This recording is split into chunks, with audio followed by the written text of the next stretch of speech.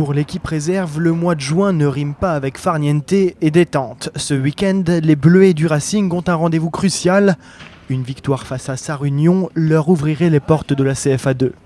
On n'en a pas parlé tout de suite en début de saison. On a laissé quelques matchs s'installer pour voir où est-ce qu'on se situait. Et, à la mi-saison, on était à l'affût et maintenant, on n'a qu'un seul objectif en tête, c'est d'aller gagner contre Sarre-Union chez nous à domicile et de pouvoir accéder au-dessus en début de saison prochaine.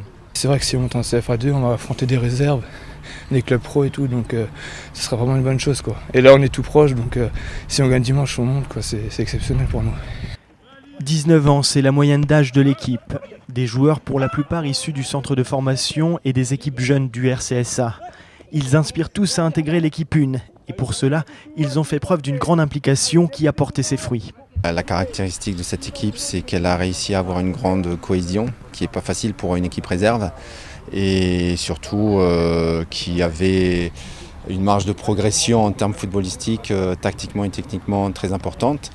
Car au début, on s'inquiétait un petit peu, et puis au fur et à mesure que le travail était fait, ils étaient très assidus et très à l'écoute. J'ai trouvé pour l'instant une équipe qui a trouvé sa maturité. C'est important pour le staff de l'équipe première d'avoir une équipe réserve en CFA2 pour pouvoir donner du temps de jeu aux joueurs qui reviendraient de blessure en équipe première, alors que l'ADH c'est quand même c'est pas très valorisant.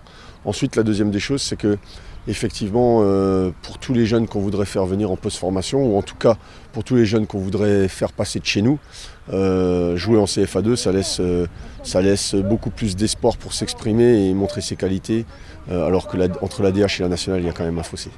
Face aux solides gaillards de l'équipe 2 de Sarre-Union qui doivent gagner pour leur maintien, les réservistes du Racing jouent gros.